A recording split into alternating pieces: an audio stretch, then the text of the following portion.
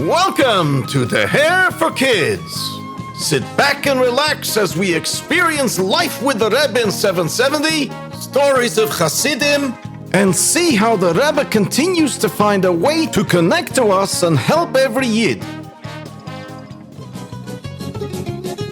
This episode has been graciously sponsored in honor of the Mendel children, Shluchim of the Rebbe to New Canaan, Connecticut. Also graciously sponsored by Hanoch and Michal Perez in honor of the birthday of Alexandra Perez and in order to strengthen his kashrus to the Rebbe in honor of Gimel Tammuz.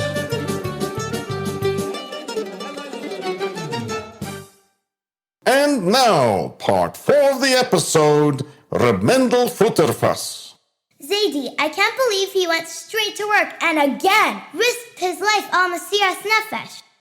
Are there any more stories of Reb Mendel while he lived in the city of Chernovich? Yes, there are. Can you tell us one?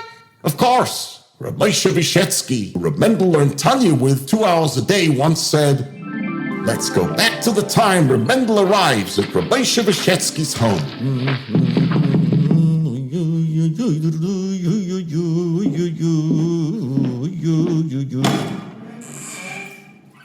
Ah, Reb Mendel, tell me, why are you in such a good mood? What's the occasion?" "Well, I had a dream last night, and I thought that my end was near.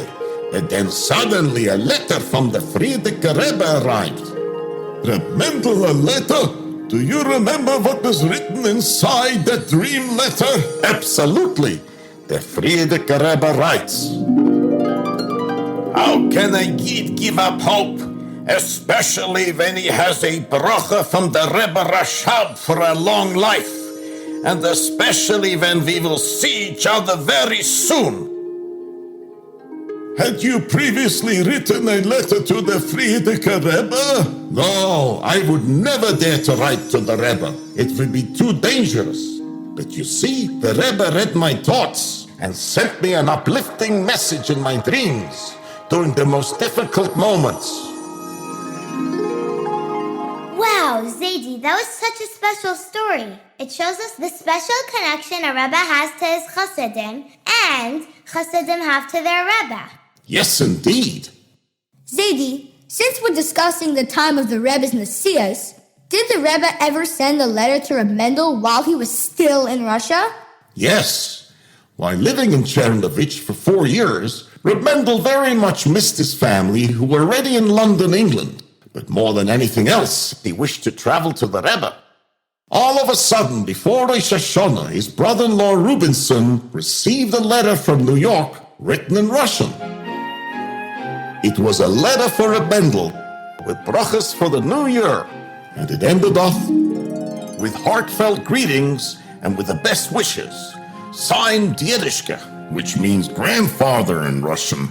Reb Mendel thought to himself, 1 second, I have no living grandparents, so this letter signed Diedishke, grandfather, can only be from our new Rebbe.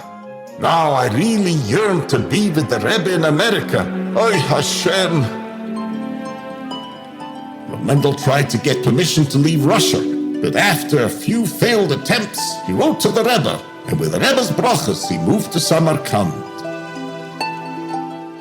Zaidi, what did Reb Mendel do in Samarkand?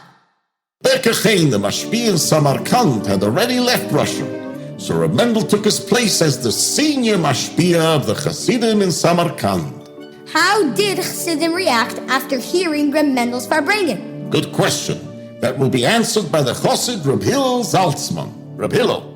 Oh yes, I clearly remember my first experience with Rabbi Mendel's Farbrengen. Yes?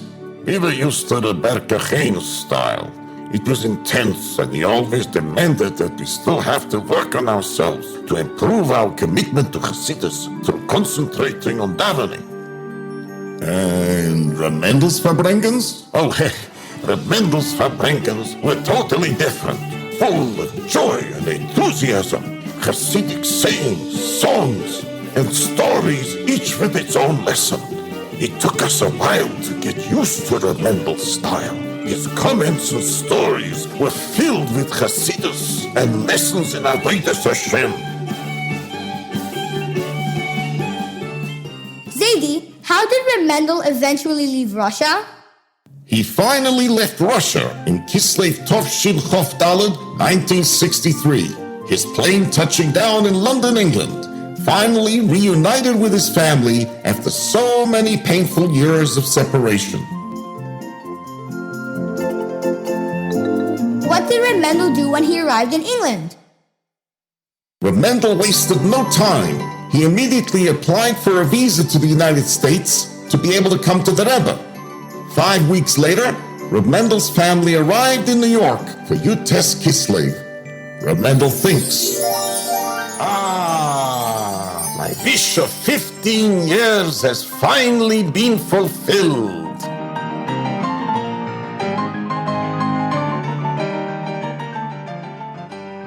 A Chossid seeing Reb Mendel thought, Watching Reb Mendel standing in Gan Eden HaTachtein, waiting for his first Yechidus with the Rebbe, is truly a learning experience that I will never forget.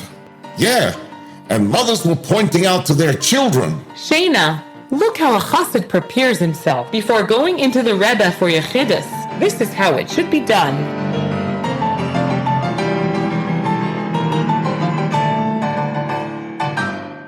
What did the Rebbe discuss with Reb Mendel in that first Yechidus? the Rebbe asked Reb Mendel for all the details about his life in Russia. Then the Rebbe instructed him to now focus on arranging brisim for Russian Jews. In fact, this was something that remained close to Reb Mendel for the rest of his life. Zadie, I heard that the Rebbe once mentioned Reb Mendel during a Farbringen. Yes, at a Farbringen on Yud Shvat Tovshin Chof Beis, 1962, honoring the Frierdiker Rebbe's yahrzeit, the Rebbe spoke about Reb Mendel's work in Ukraine, saying, coming out of Mitzrayim and facing the Yam Suf, the Yidden split into 4 different opinions on what to do next. But one Yid, Nachshon ben Aminodov, with Mesiras Nefesh, jumped in the sea, which split, allowing the Yidden to be free and move forward to Matan Torah. There is a Yid in the Soviet Union, referring to Mendel Futerfas, who wishes he could sit a whole day by himself and learn Torah, which is in accordance with the Shulchan Aruch. He can also decide to daven to Hashem that the good people should win. But no, he didn't make any of those choices. He decided to be active in building mikvois, going on Mesiras Nefesh, putting his life at risk just like Nachshon ben Aminodov. He knows one thing only, that he must move forward to bring the world one step closer to bringing Mashiach. Zadie, this story gives us such encouragement to continue forward in our lives without any distractions or fear. Yes. Speaking about a mikveh, Reb Mendel once said, when I was in Russia, it was difficult to find a mikveh. If there was one, it was a pit in the ground filled with cold, dirty water. Other times we would immerse ourselves in the icy rivers or sea. But our davening was warm and mitachayis. Today the mikvahs are warm, beautiful and clean. But we have to make sure that our davening is matched with that same warmth.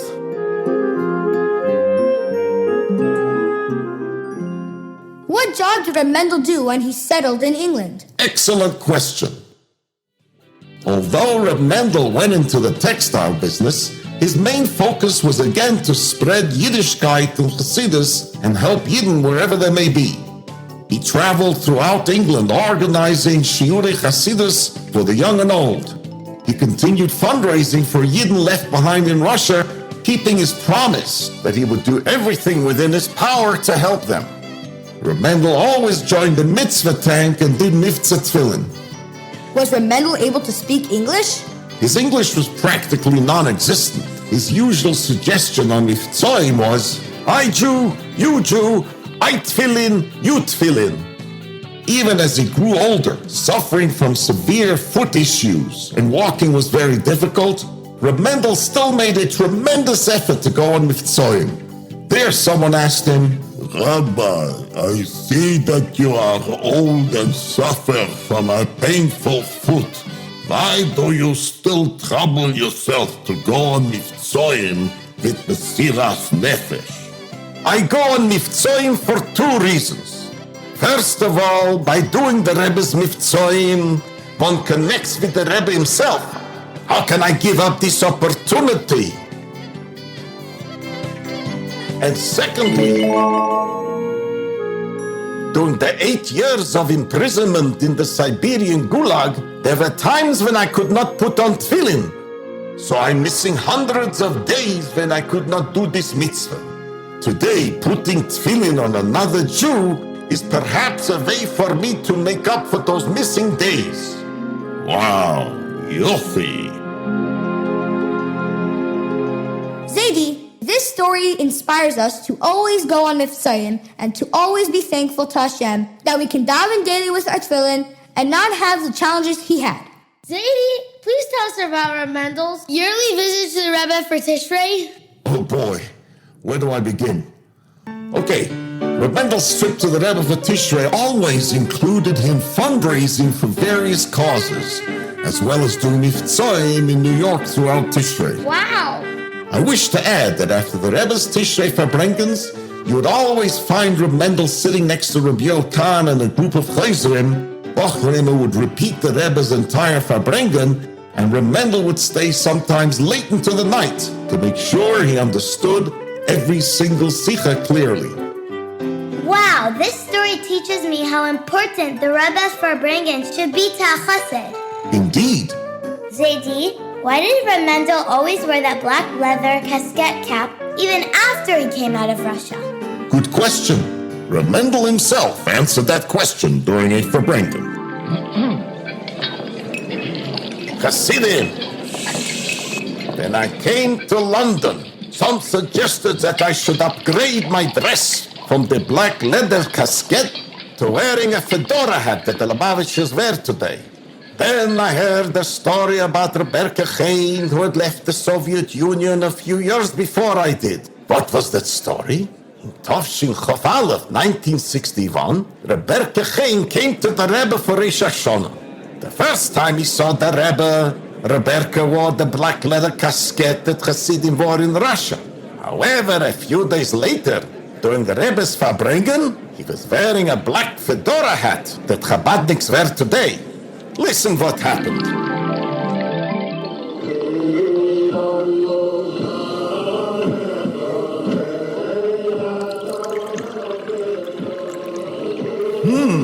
The Rebbe is motioning something to me with his holy hand. The Rebbe said, Berkechin, you're trying to tear Russia away to forget your past.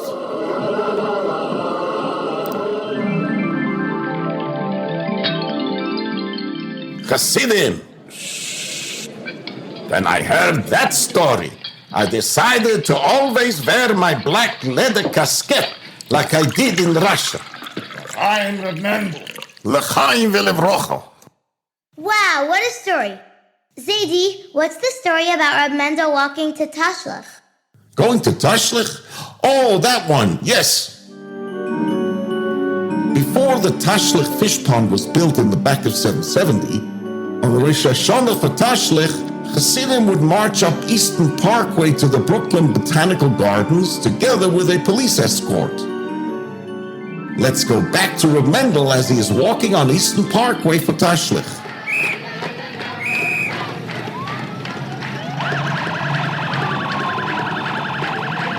Ah, look how gewaldig this is. Last year in Russia, I was also followed by the police. But there they tracked my every move.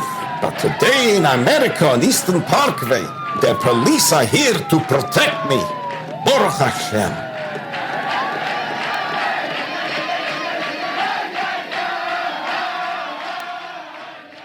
I heard that Reb Mendel used to travel between London and Manchester to teach Tanya classes. Yes?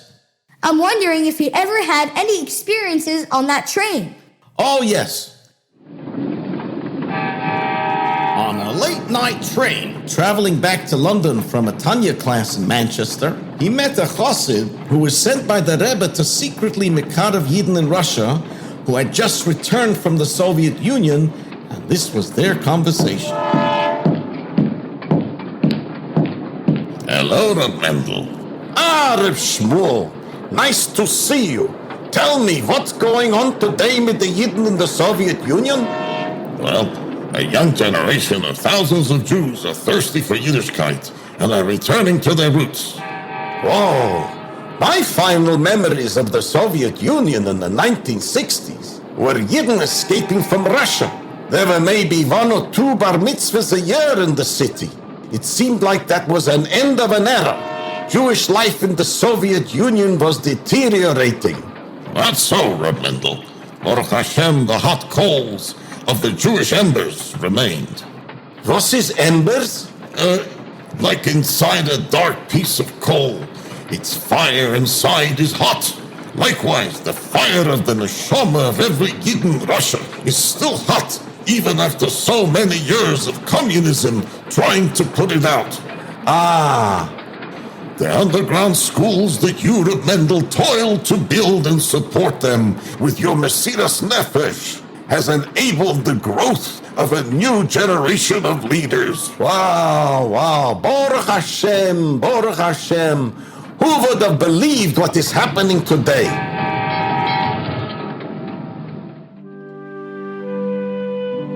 In Tovshin Lamed Aleph, 1971, the famous mashpia of Temchei Tzmimim in Kfar Chabad, Reb Shlomo Chaim Kesselman, passed away. A short time later, in a Yechidus, the Rebbe advised Reb Ephraim Wolf, the Menayel of Temchei Tzmimim in Eretz Yisrael, to appoint Reb Mendel Futerfas in his place. Later, in a Yechidus, Reb Mendel said to the Rebbe, "But Rebbe, for many years I've been in business and did fundraising. How can I be a mashpia to advise and guide the Bocherim?" The Rebbe answered, "The Rebishter will help you find the right words at the right moment."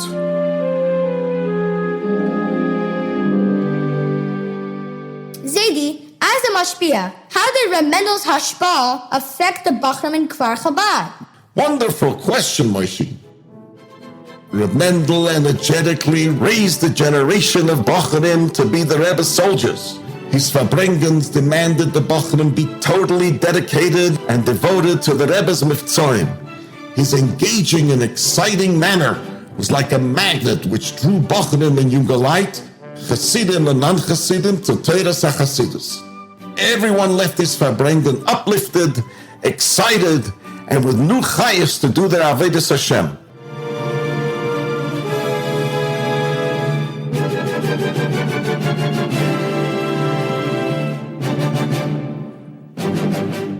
Zaidi, I wish I was a bacher in Kfar Chabad at that time. Zevi, when I was a Bacher in Kfar Chabad, I learned so much from Reb Mendel. But Zevi, all these stories that you've heard will inspire you to be the best chassid that you could be. Zaidi, what did Reb Mendel tell Chassidim after Gimel Tammuz? Well, right after the first Gimel Tammuz, many Chassidim were broken and looked to Reb Mendel for his guidance and advice. They would say, Reb Mendel, what is going to be with us? Yes, and how can we now go on with our lives? During a Farbrengen, Reb Mendel responded with a story.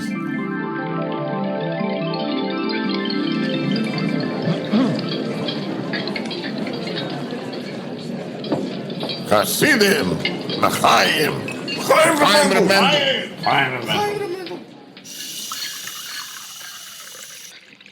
Chassidim, there was once a soldier in the Tsar's army whose job was to be the guard on duty outside the Tsar's palace even during the worst freezing temperatures. One day, they found the soldier nearly frozen to death. After returning to his full health, his fellow soldiers thought he would be rewarded for his faithful service to the Tsar, for standing on guard even through the freezing nights. To their surprise, the commander ordered that the guard should be punished with terrible lashes. Oy vey! Let's go back to the time after his punishment. But, Commander, why did you punish him? You should have rewarded him. He guarded the Tsar and almost froze to death doing it. Silence! He was punished because the actual thought that he was guarding representing the Tsar, that thought should have kept him warm and alive, and he would have never frozen.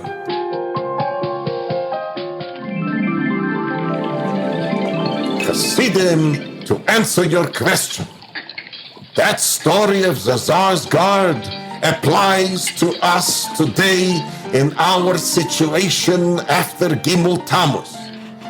The mere thought that Lo Yazev Essein Marisei, the Rebbe never left his flock, his Chassidim, and continues to lead us just as before, that thought should warm your frozen bones and strengthen your emunah, your faith, that they will see the Rebbe B'Korev Mamish very soon.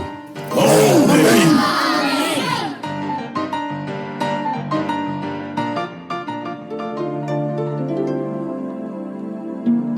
As Tishrei of Tovshin Nun Hey 1994 approached, Reb Mendel began preparing for his usual trip to the Rebbe for Yom Tov.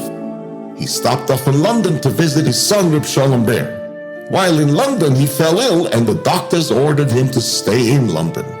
Over the following months, his health got worse, and on Daled Tammuz, Tovshin Nun Hey 1995, exactly 1 year and 1 day after the first Gimel Tammuz, Reb Mendel passed away.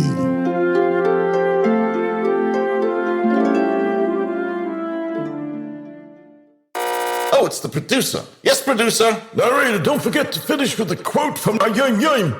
Do you mean the Hayom Yom of Daled Tammuz? Yes, Daled Tammuz, the same day of the passing of Mendel Futerfas.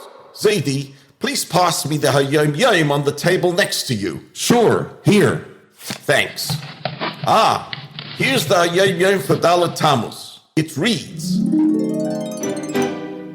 Chossid echad oy talmud echad kasher noisen liboy daite v'nafsha la teire v'chizuka poil Yeshuais be'ir gedoylo b'chol inyoni ho'ir v'hu b'derech milmayla miderech hateva b'schus ovis ha'olam. Meaning, one single Chossid or Talmud who devotes his heart, mind, and soul to strengthening Torah can accomplish great things in a large city, in all that city's affairs, in a way that is by the merit of the fathers of the world, the Rebbeim. As mentioned, Daled Tammuz was the day of Reb Mendel's passing, and this Hayom Yom is surely a worthy praise to a true Chossid who went on Mesiras Nefesh, putting his life on the line to spread Yiddishkeit and help Yidden in the most difficult times, ultimately being a proud soldier of the Rebbe.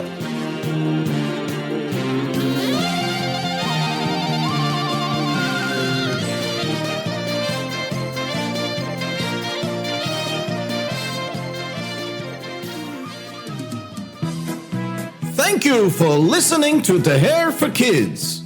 Make sure to tell your friends about us and stay tuned for another fascinating episode at teher.org/kids.